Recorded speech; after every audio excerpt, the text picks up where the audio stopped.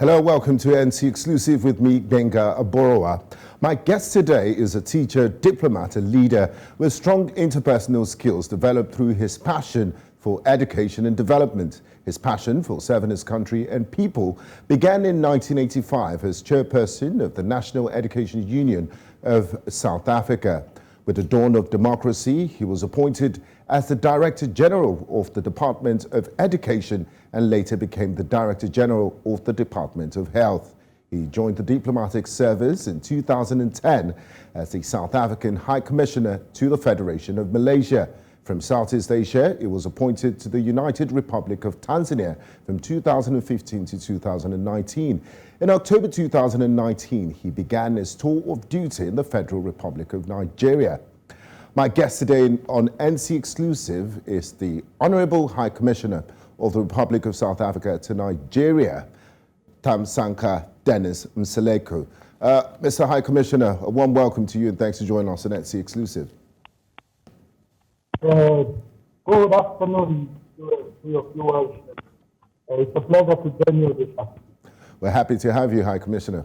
Now, South Africa and Nigeria established formal diplomatic relations on the 21st of February 1994. How will you describe the relationship of the Republic of South Africa with Nigeria over the years?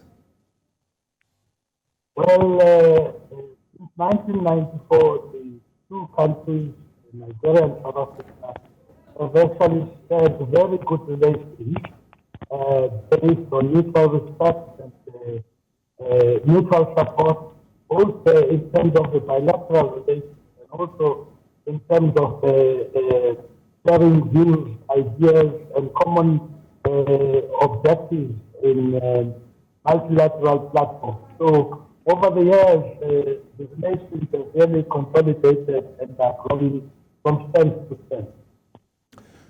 Now, Honourable High Commissioner, the bilateral trade between South Africa and Nigeria has seen a marked improvement in recent years. What role does the High Commission of South Africa and Nigeria play to further improve these relations? Well, as you know, our role is actually a diplomatic one of ensuring that we create an environment for trade between two countries. And we have played a central role. Initially, when the relationship started, the High Commission was very responsible for ensuring that South African businesses are assured that they will actually receive very well in Nigeria, and indeed they came in their numbers and they were received very well in Nigeria. And similarly, the High Commission here, as well as the High Commission of Nigeria in South Africa, have continued to ensure that we encourage businesses from both sides to actually come and open businesses in our respective countries. And where there are challenges, we have been actually able to resolve them through government-to-government communication, relations, negotiations, etc. So we've been central in ensuring that the public trade and investment in both countries. Now, Honourable High Commissioner, for quite some time now, obtaining a South African visa has become increasingly difficult for Nigerians. I even know one or two people that were personally affected. And the process involved could be metaphorically linked to a camel passing through the eye of a needle. Visa applications are met with delayed responses, by which time, in most cases, the purpose of the visit would have elapsed. What is the High Commission of South Africa doing about this and fast-tracking the visa process for Nigerians? Well, first, let me start by saying that there is a real myth that it's difficult to actually obtain South African visa. And that is not borne by reality. If you ask me, just ask the people who are in the oil industry and who are in the energy industry. Just in the last 3 weeks or so, hundreds of them have actually been assisted to obtain visas to go to South Africa and attend conferences there. And we're still dealing with the communication sector now because of another conference in South Africa. And therefore, it is actually a myth that is promoted all the time that it's like going through through a needle or eye of a needle. Yes. Thanks for. You know, when you say that, to remind me of the discussions in South Africa in one of the ruling parties about the eye of the needle. But nevertheless, we do have challenges with the processing, the timeline for processing the visas. We know that because the number of Nigerians that want to visit South Africa supersedes the capacity that we have as an embassy. And the government of South Africa has recognized this, so that recently we have enhanced our capacity in Abuja to be able to actually process more visas faster. Because the numbers are very.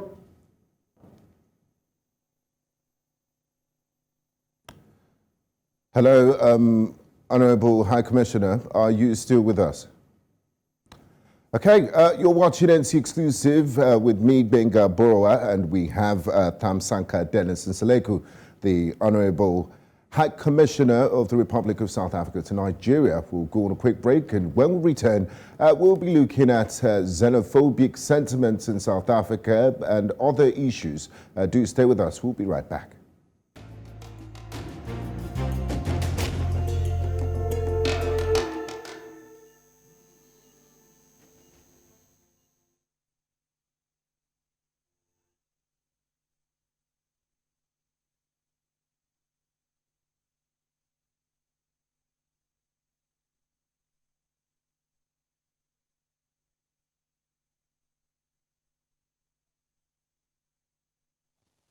The Honourable High Commissioner, can you hear me, sir?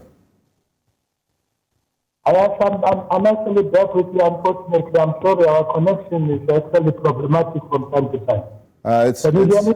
Yes, I can hear you. It's fine. We'll work with it, sir. And hopefully we don't lose connection. Yeah, so I was still saying actually because of the number. We went on a break, so when I come back, I will pick up the discussion from where we left off. No problem. Thank you, sir.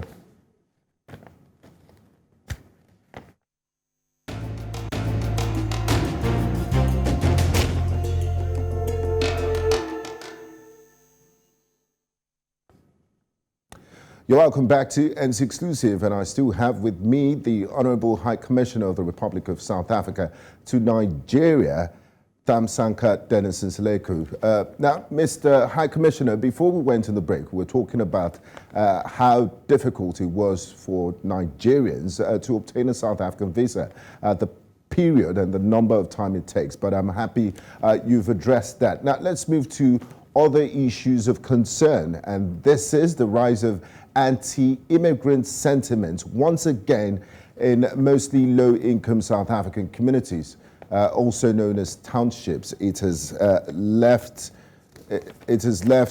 immigrants wondering what's going to happen to them. And this Operation Dudula, some have labeled it as xenophobic and dangerous. What's the South African government doing about? What's the South African government's position on Operation Dudula?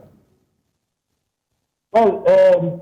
First of all, the South African government has a very clear position on this matter. Number one, everybody has the right to express their own views, as long as those views are not promoting hate crime or they are actually not leading to any harm to any individual.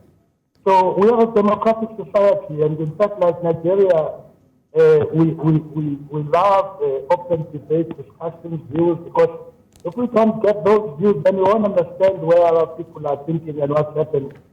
So with regards to Operation Dudula, as long as it is an operation that is not physically attacking people, then it's okay. However, when it begins to attack people, individuals, because they are trying to take the land to their own hands, we intervene, and we have intervened in various situations to stop these kinds of operations. But at the same time, I think we must understand that if people, on the one hand, you have communities that are challenged by a number of issues, crime, poverty, and all those issues. And when they actually want to deal with those issues, and they find that in most cases, some of the people that are involved, not exclusively, but some of the people that are involved are not necessarily the people who are next door to them, then they start having such sentiments. So on the one hand, we encourage all people who come to live to South Africa to behave in a manner that is not criminal, that does not promote drug trafficking, for example, that does not promote women and children trafficking. But at the same time, we say to South Africans, you must receive all people as your neighbors are rightfully in South Africa. So those challenges will always be there as long as we have people who come into South Africa illegally and they do criminal activities. But at the same time, there are larger issues that are involved here. And that is issues of the continent actually ensuring that there are no push factors from various other countries so that they all flow into some other countries as such. And therefore the burden becomes too big for those countries. Okay. Issue of xenophobia or perhaps anti-foreign sentiments, those are sporadic issues expressed in serious anger, but generally South Africans are very receptive and they are with all people. Now, Honourable High Commissioner, as we speak at this moment, the world leaders are gathered on the continent in Sharm el-Sheikh, Egypt, for COP27. Now, yesterday at COP27, His Excellency, the President of the Republic of South Africa, President Cyril Ramaphosa, said South Africa is already scaling up investments in renewable energy and is on course to retire several aging coal-fired power plants by the end of 2030. We know what's going on with Eskom and load shedding. Now, in light of South Africa's energy challenges, how does the country intend to balance its energy needs against its climate change mitigation efforts? Well, as you heard what the President said, the country is looking for a mixed source of energy. So we are looking not just at one option, and we're also not looking at just retiring what we have without really ensuring that it has actually been replaced. So that is why we're talking about proper investment in the just transition processes. And those that we are retiring, we were going to retire anyway. All we are saying now is that we are not going to revive them with new ones that are actually still coal emission or something like that, but we'll replace them with alternatives. So we have a very balanced approach to this. And of course, it's a very hot debate within South Africa as to which of these energy sources we should have first or which we should not have at all. There's still a debate also with regards to how quick we can move away from coal, especially when the European countries themselves are actually moving back to coal as a result of what they are experiencing with the current situation in the world. Yes. So we are very balanced people in the Okay, and I'm glad you mentioned it because Germany is rolling back its climate change commitments, and in preparation for winter, they will be returning to coal-fired plants. So it's nice to have a delicate balance with that. Now, Honourable High Commissioner, the war in Ukraine is often described by analysts as a turning point in international relations that has upended the post-Cold War international order. South Africa is proud of its independent and non-aligned foreign policy, but the United States representative to the United Nations, Ambassador Linda Thomas-Greenfield, appeared to suggest a while ago that there's no room for neutrality on the Russian invasion of Ukraine. In responding to a question on the surprisingly large number of African abstentions, what's your take on this? She seems to say, you know, if you're standing on the fence, it means you're supporting Russia. What's South Africa's stand, and what's your take on all of this? If you are enforcing your views on us, then you are actually not a Democrat, as such. That is our position. Our position is very clear. We are not going to be drawn into any side in a war that is actually not necessary in the first place, because we believe that all these matters should have been resolved peacefully, and we will stand our ground regardless of whatever threat whoever says what, because we believe that these bullying tactics of making people vote with you because when they don't agree with you is actually what is causing the situation we are in right now, where bullies that feel they are more powerful than others are then going to bully the rest of the world into their own position, regardless of what consequences we'll face as the world. We all occupy this world, this earth, and we must protect it in all ways against natural disasters and human disasters like these unnecessary wars. And so we are not touched by suspects, you are either with us or against us. We are not with anybody. Mm-hmm. Your Excellency, thanks for clearing the air on that. Now, earlier this year, the African Union suspended a debate on whether to withdraw Israel's accreditation as an observer to the bloc, avoiding a vote that risked creating unprecedented rift in the 55-member body. Why is the Republic of South Africa vehemently opposed to the African Union granting Israel observer status at the AU? Well, our position is very clear. We have a situation between Israel and Palestine that needs to be resolved. And as long as that issue is not resolved, we feel that anybody who is actually occupying anybody else's country is actually not in line with the principles of the African Union. And we cannot talk about observer status of a country that is actually possibly occupying and even expanding settlements in another people's territory. So that is our position. Let's resolve those issues first, and then we'll let the see Israel coming into the observer, but not at this stage when we are not seeing any effort on their part to actually resolve this particular Palestinian question. Now, finally, Mr. High Commissioner, Nigeria and South Africa are the two biggest economies in Africa at the moment. What areas are both countries looking to explore in future relations? Well, nowadays, one of the most important areas of cooperation between countries is economic diplomacy. And therefore, we are very much watching this space. Nigeria at the moment is in an election mode. We are reading all the manifestos from the different presidential candidates and different parties in order to look at how we can actually cooperate in ensuring that we together make the free trade agreement in Africa to succeed. We will look at areas of cooperation so that we can industrialize Africa and fast-track the industrialization of Africa through inter-Africa trade. So that to us is the most critical issue at the moment in the African continent, with Nigeria and South Africa to actually jointly ensure that we do. Thank you very much, Honourable High Commissioner. It's been an absolute pleasure talking to you here on News Central Exclusive. Thank you for your time and insights on the subject.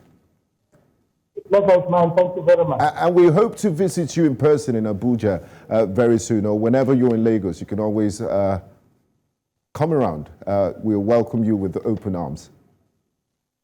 You're also welcome to come to Abuja. Yeah, we'll have part and place. Thank you very much, Your Excellency.